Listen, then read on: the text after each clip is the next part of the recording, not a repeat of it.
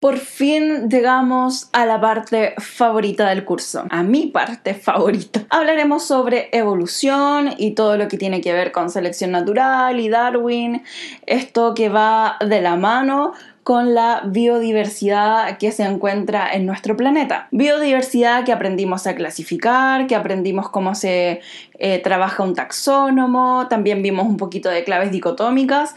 Toda esta diversidad en realidad fue algo que maravilla y maravilló también en el pasado a muchos científicos y personas comunes y corrientes. En el pasado, todas las personas, incluyendo los científicos y los grandes pensadores, se refugiaron en que el creador de todas las cosas era Dios, o bien las cosas se generaban como por arte de magia, por generación espontánea. Si uno colocaba ciertos materiales en una bodega oscura, fría y húmeda, iban automáticamente a aparecer ratones. Eso es la generación espontánea. A medida que fue evolucionando el pensamiento crítico de las personas y dándose cuenta de algunas cosas, se dieron cuenta de que eso no era así. Pensaban de que las especies estaban en la Tierra, quedaban fijas, inmutables, y eso no es cierto. Está científicamente comprobado que cada especie que habita este planeta cambia, y eso se le denomina evolución. En este video haremos un resumen de lo que se pensaba antes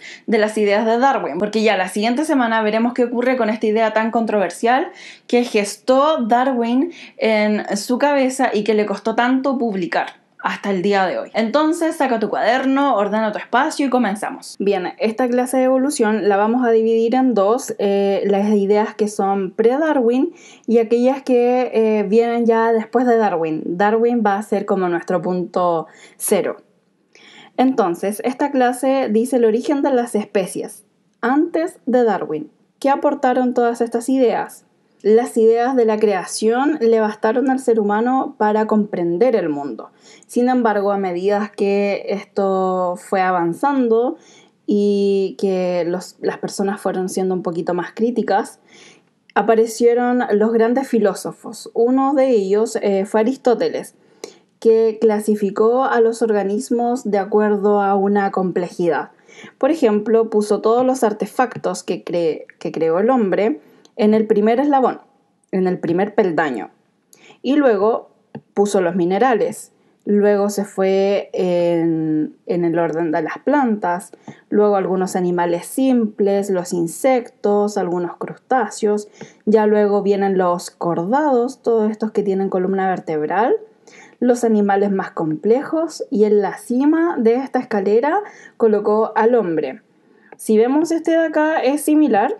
Esto de aquí abajo en el fondo es lo mismo que acá, pero acá extendió mucho más esta escalera hasta llegar a Dios. Entonces, a medida que fue avanzando el tiempo, las ideas fueron cambiando. Vamos a ver cada una de las edades.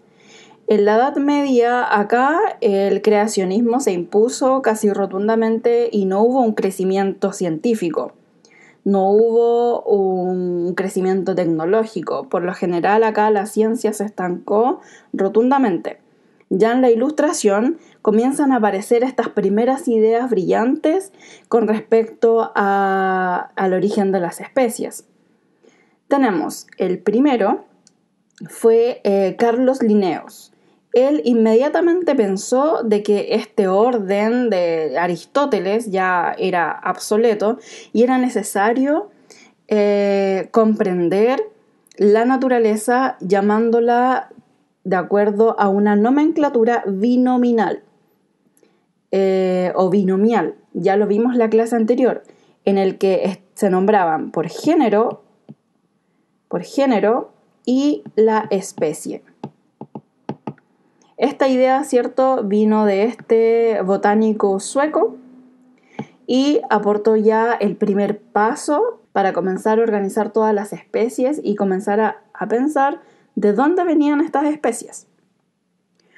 Uno de los más famosos fue George Cuvier, que aportó con el catastrofismo. Él era un paleontólogo. Primero, él decía que las especies se crearon por Dios, ¿ya? Entonces cuando a George Cuvier le preguntaban, oye, pero entonces ¿cómo explicas la cantidad de fósiles que han aparecido. Si las especies fueron creadas por Dios, entonces, ¿qué son estos?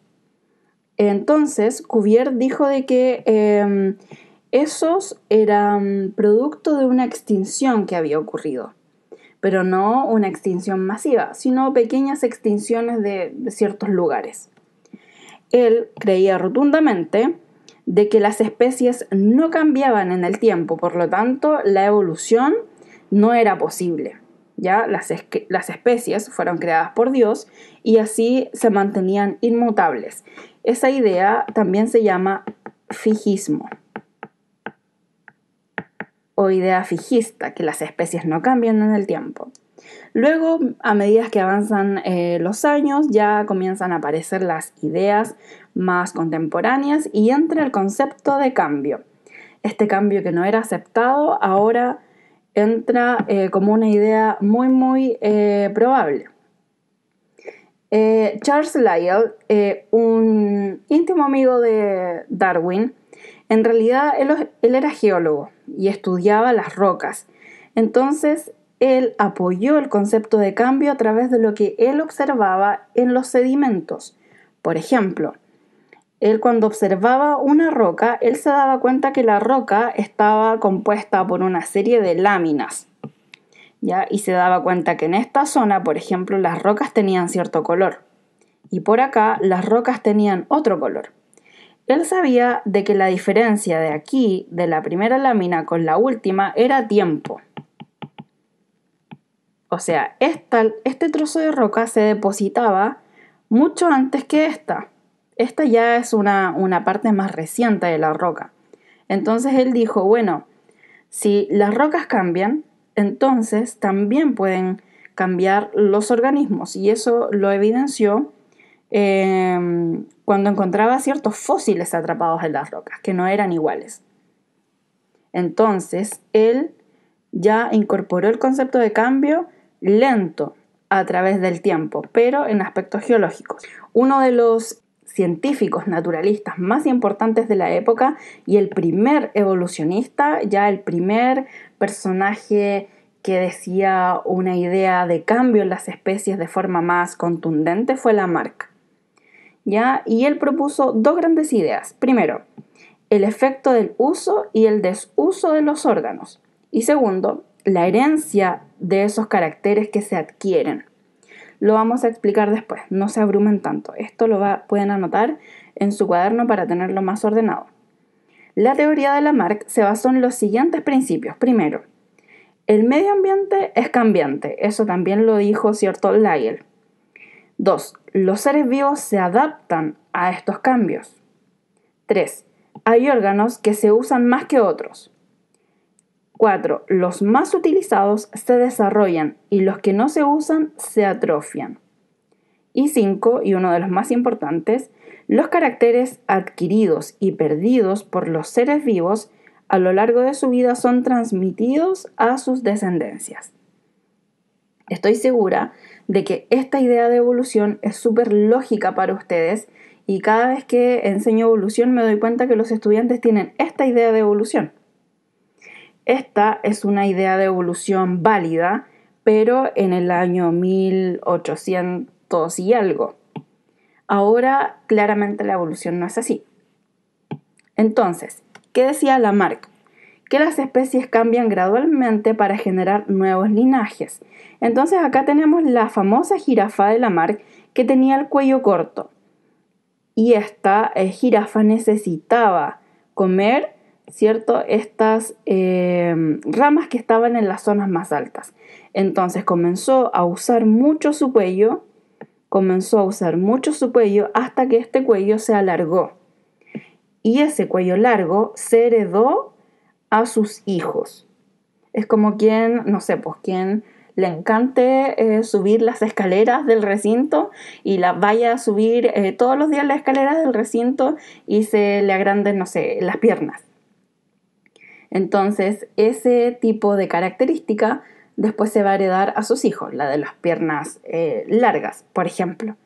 Eso es lo que decía Lamarck. Y eso está errado y ya lo vamos a ver después en la clase siguiente. Entonces, ¿qué decía Lamarck? que a medida que nuestra jirafa ocupaba su cuello, crecía su cuello, ¿ya? Hasta alcanzar las hojas más altas del árbol y hasta que se quedó, ¿cierto?, con un cuello largo. Bien, entonces, resumiendo, ¿qué es evolución? Evolución significa como desplegar, como desenrollar o revelar, manifestar las potencialidades ocultas. Es decir, evolucionar es un cambio. ¿Un cambio de qué? Un cambio en las propiedades de los grupos de los organismos en el curso de las generaciones. Entonces, el cambio va a ser en grupo, primero, en grupo. Y no lo vamos a ver en esta generación, lo vamos a ver en generaciones. Eso es evolucionar. ¿Y estos grupos cómo se llaman? Estos grupos se llaman poblaciones. Poblaciones. Recordar que es una población. Una población son organismos de la misma especie. De la misma especie. Ellos son los que evolucionan. No va a evolucionar uno solo, ni dos. Deben evolucionar todos, porque si no, no resulta. Entonces, de esta forma tenemos que las especies primitivas, con procesos a través del tiempo, con cambios, pueden llegar a ser las especies actuales. Es decir, se ha resuelto la incógnita que tenían muchos científicos, que todas las especies descienden de otras especies. Hasta acá quedamos con la clase de hoy. Como tarea, te pido que me escribas lo que postuló Lamarck con respecto a las jirafas, es decir, que me escribas este ejemplo. Y de esa forma yo me puedo quedar tranquila con que te quedó muy claro, ¿ok? Eso es todo, chicos. Espero hayan comprendido la clase. Espero sus respuestas en mi correo. Un abrazo y nos vemos.